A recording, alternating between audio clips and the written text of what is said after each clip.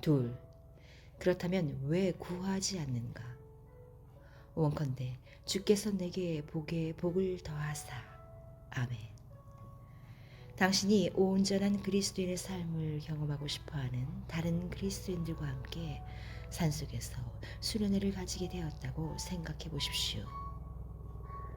수련회가 진행되는 동안 사람들은 각자 그들을 도와줄 조언자와 짝이 되어 생활을 하게 됩니다.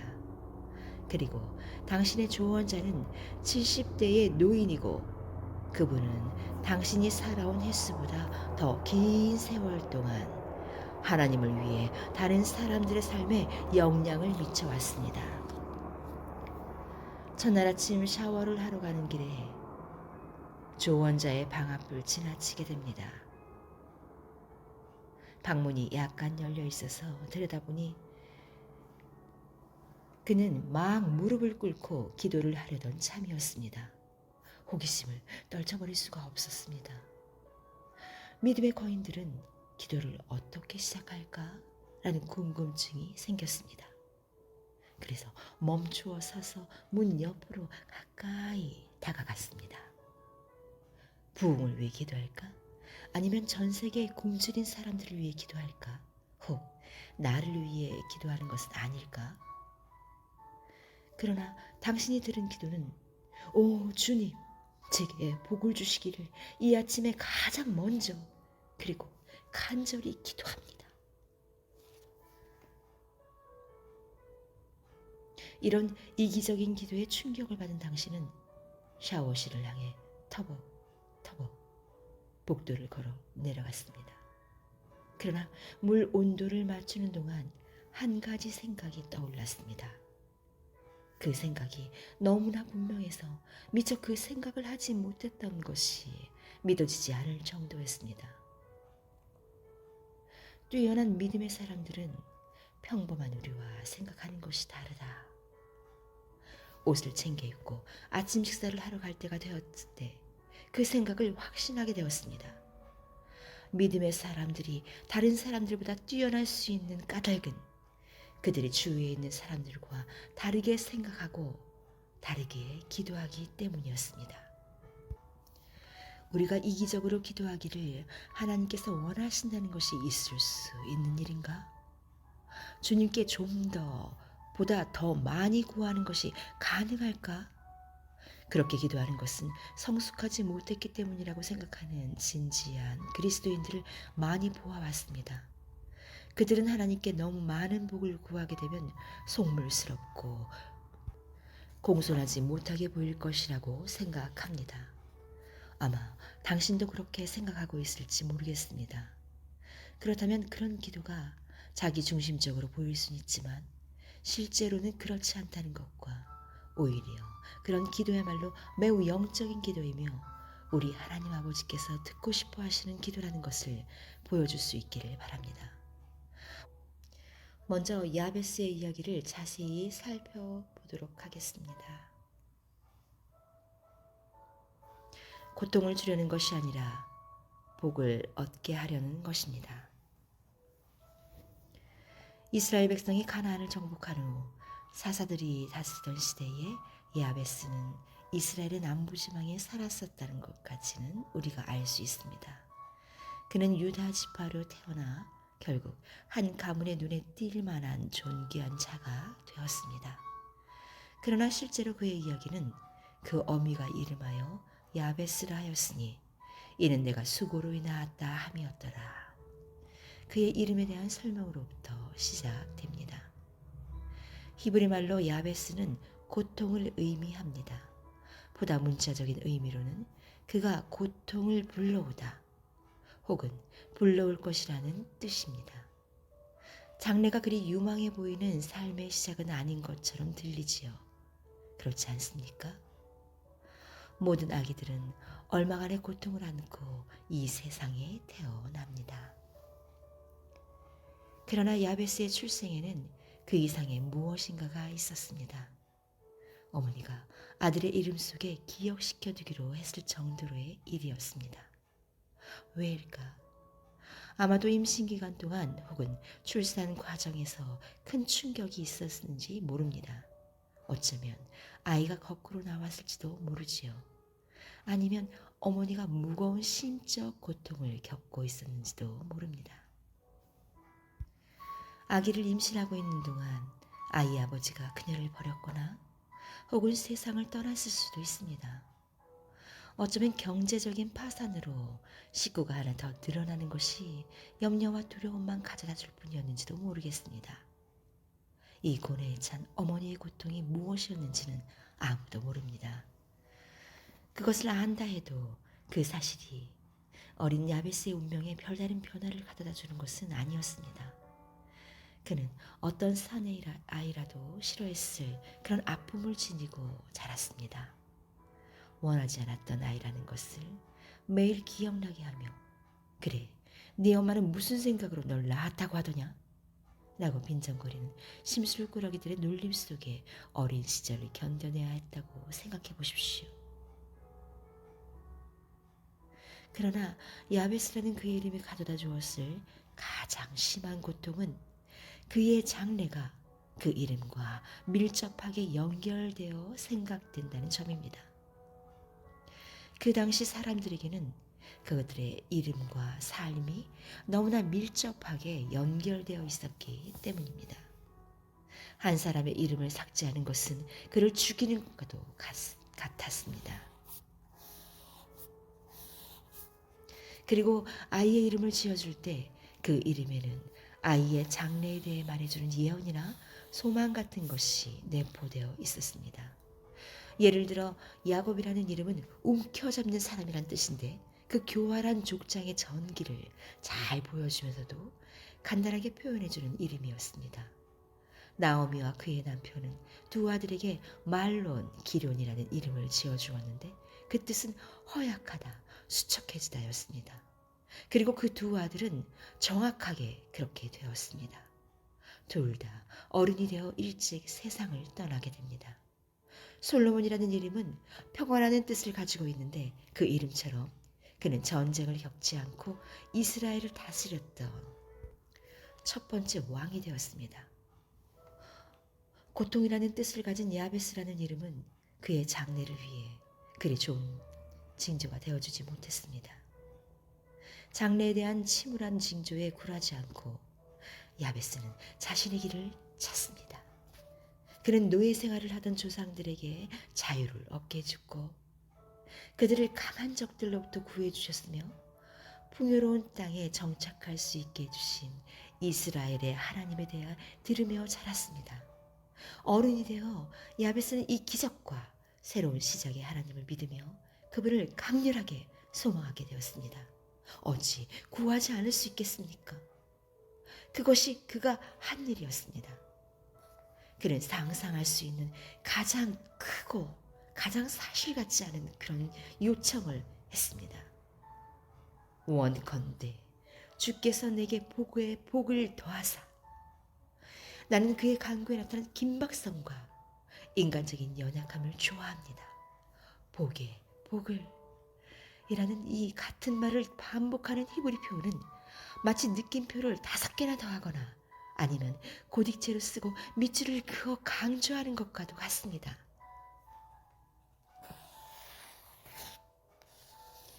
나는 하늘로 치솟은 성벽 아래 오목하게 파인 육중한 성문 앞에 서 있는 왜소한 야베스의 모습을 그려봅니다. 자신의 슬픈 과거와 현재 생활의 침울함을 무겁게 지고 있는 그의 앞에는 꽉 막힌 미래만이 놓여 있는 것처럼 보일 뿐이었습니다. 그러나 그는 두 팔을 위로 올리고 아버지, 아버지, 제게 복을 주세요. 정말로 정말로 많이 복 주시기를 원합니다. 라고 부르짖었습니다. 부르짖음이 끝나자 변화가 일어나기 시작합니다. 무언가가 부서지듯 엄청나게 큰 소리가 울려왔습니다. 그런 다음 삐그덕거리는 소리와 함께 덜컥 둥근 아치 모양의 거대한 성문이 그 앞에 활짝 열렸습니다. 그리고 야베스는 새로운 삶을 향해 걸어 나갔습니다. 복은 사소한 말이 아닙니다. 확신을 가지고 하나님의 복을 구할 수 있게 되기 전 우리는 복이란 단어의 의미를 분명하게 이해해야 합니다. 어느 강대상에서나 복 혹은 축복이란 단어를 힘주어 말하는 경우를 자주 보게 됩니다. 하나님께서 선교사들을 복 주시고 우리의 자녀들에게 복을 주시며 우리가 먹을 음식에도 복 주시기를 기도하죠. 우리는 손녀가 재채기를 할 때 할머니가 옆에서 해주는 그런 사소한 말처럼 복을 취급하고 있습니다. 그러다 보니 복이란 단어가 좋은 하루 되세요, 마치 그저 애매하고 무해한 말처럼 사용되면서 그 의미가 흐려진 것은 당연한 일일지도 모릅니다. 그리고 많은 그리스도인들의 삶이 복을 구해야만 했던 야베스만큼 그렇게 절실하지 않은 것도 사실입니다. 성경적 의미에서 복이란 말은 사람의 힘으로 얻지 못하는 초자연적인 은혜를 뜻합니다. 하나님으로부터 복을 구할 때 우리가 자력으로 취할 수 있는 것을 좀 더 요구하는 정도가 아닙니다. 하나님만이 아시고 하나님만이 주실 수 있는 놀랍고 무조건적인 은혜를 베풀어 주시도록 부르짖는 것입니다. 여호와께서 복을 주심으로 사람으로 부하게 하시고 근심을 겸하여 주지 아니하시니라. 잠언의 저자는 바로 그런 풍성함을 언급하고 있습니다. 복을 구하는 야베스의 기도에 나타난 극적인 단면을 살펴봅시다. 그는 어떤 복이 언제, 어디서, 그리고 어떻게 자신에게 주어질지에 대한 결정을 전적으로 하나님께 맡기고 있습니다.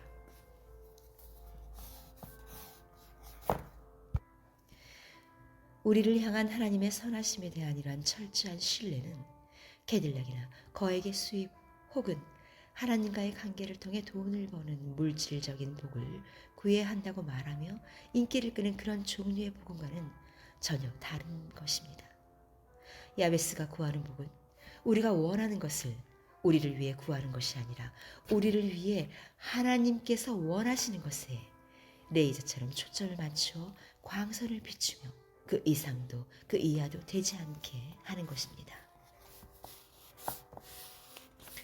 하나님이 주시는 복을 우리 삶의 최고 가치로 추구할 때 우리를 위한 하나님의 뜻과 능력과 목적이라는 강물 속에 우리 자신을 완전히 내던지게 됩니다. 그리고 우리가 가진 그 밖에 다른 모든 필요는 우리가 정말 원하는 것에 밀려 부차적인 것이 되겠습니다. 우리가 정말 원하는 것이란 하나님의 그분의 영광을 위해 우리 안에서 우리를 통해 그리고 우리 주위에서 행하시는 일들 속에 완전히 잠기게 되는 것입니다.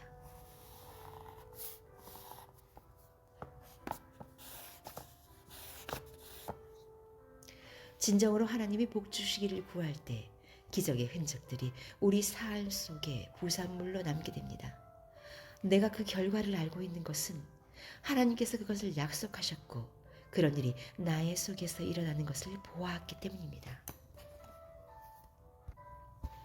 놀라운 일들을 이루시는 하나님의 능력이 당신 안에서 벼랑간 아무 제재도 받지 않게 됩니다. 당신은 그분의 지시를 따라 움직이며 정확히 하나님께서 원하시는 대로 기도하게 됩니다. 거침없이 하늘에서 주어지는 힘으로 하나님의 완벽한 뜻을 이루어갈 수 있게 됩니다. 그리고 당신이 가장 먼저 그것을 인식하게 될 것입니다. 그러나 문제가 있습니다. 천국에 간 존의 이야기입니다. 하나님께서 오늘 당신에게 23개의 특별한 복을 보내주시기로 했지만 당신은 그중 하나밖에 받지 못했음을 알게 된다면 어떻겠습니까? 그렇게 된 이유는 무엇이라고 생각하시겠습니까? 존이라는 사람이 천국에 가서 경험한 짤막한 이야기가 있습니다. 베드로가 그를 안내하기 위해 문에서 기다리고 있었지요. 베드로가 보여주는 황금길과 아름다운 저택 그리고 천사들이 부르는 노랫소리의 황홀함 속에서 이상하게 생긴 건물 하나가 눈에 띄었습니다. 커다란 창고 같았습니다. 창문은 하나도 없었고 문 하나가 달려 있었습니다.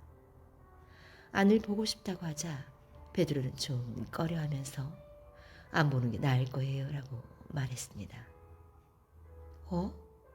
천국에 무슨 비밀이 있어야 한단 말인가? 저 안에 도대체 얼마나 놀라운 것이 들어있는 걸까? 조는 생각했습니다. 공식적인 안내가 끝난 후에도 그는 계속 궁금했습니다. 그래서 그 건물 안을 좀 보여달라고 다시 부탁을 했습니다. 결국 베드로는 마음이 약해졌습니다. 사도가 문을 열자 조는 급히 들어가려다 거의 자빠질 뻔했습니다.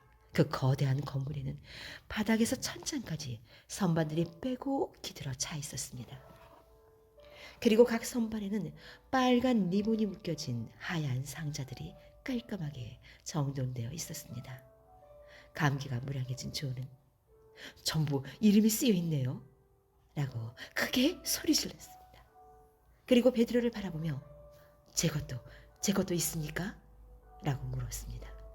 그렇다 라고 대답하며 베드로가 그를 다시 밖으로 데리고 나가면서 솔직히 내가 당신이라면 하는 동안 조는 이미 자기의 상자를 보고 싶어 지읒자 표시된 그 선반으로 달려가고 있었습니다. 베드로는 머리를 흔들며 뒤따라갔습니다. 베드로가 그에게 다가갔을 때 조는 벌써 자기 이름이 쓰여진 상자의 리본을 풀고 뚜껑을 막 열고 있었습니다. 안을 들여다보자마자 조는 곧바로 알아보았습니다. 그리고 베드로가 수차례 들어왔던 것과 똑같은 그런 깊은 한숨을 내쉬었습니다. 존이 열어본 하얀 상자 안에는 그가 세상에 살아있을 동안 하나님께서 그에게 주기 원하셨던 많은 복들이 들어있었습니다. 그러나 존은 전혀 구하지 않았습니다. 예수님께서는 구하라, 그러면 너에게 주실 것이요 라고 약속하셨습니다. 그리고 야고보는 너희가 얻지 못하면 구하지 아니함이요 라고 했습니다. 하나님의 선하심에는 끝이 없지만 어제의 복을 구하지 않았다면 당신은 어제 받았어야 할 복을 다 받지 못하는 셈입니다.